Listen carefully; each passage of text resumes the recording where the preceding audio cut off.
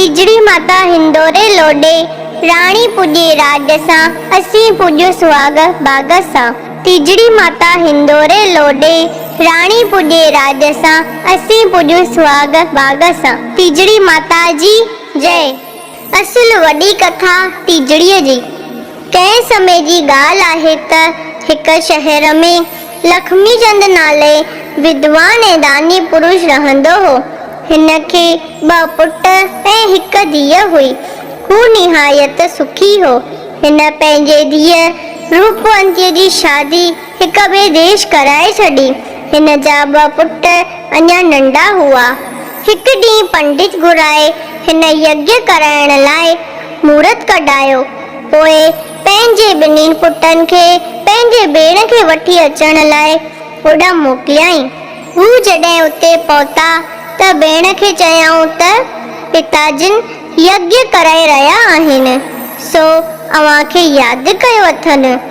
भेण चयो त अव्हां खाई पी आराम कयो, सुभाणे गॾिजी हलंदासीं।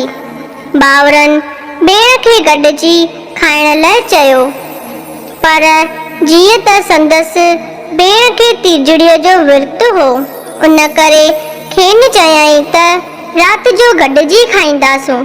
बालकनि खे कहिड़ी ख़बर विर्त जी। चंड न निकिरण सबबि हिननि छा कयो जो हिकु थाली चमकाए उभर तरफ़ वण में लटकाए आया ऐं भेण खे चयाऊं ॿाहिरि चंड निकितो आहे। रूपवंतीअ थालीअ खे चंद्रमा सम्झी अर्घ ॾेई विर्त छोड़ियो ऐं भोॼन खाधऊं। विर्त जे भंग थियण करे रूपवंतीअ जो पति ॻरी कंडा थी वियो। भाउरनि हिन सां दगा कई हुई, जंहिं करे हूअ छा करे। पतीअ जी सेवा कंदे सॼो साल गुज़री वियसि। आख़िर सावण वारो महीनो आयो।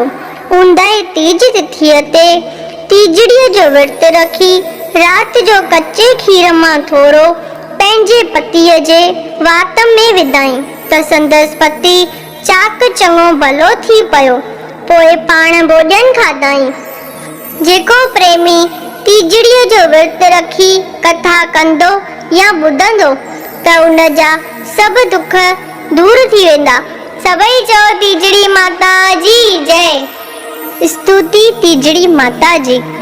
तीज सावण जी पख ऊंदा हो विर्त तीजड़ीअ वारो।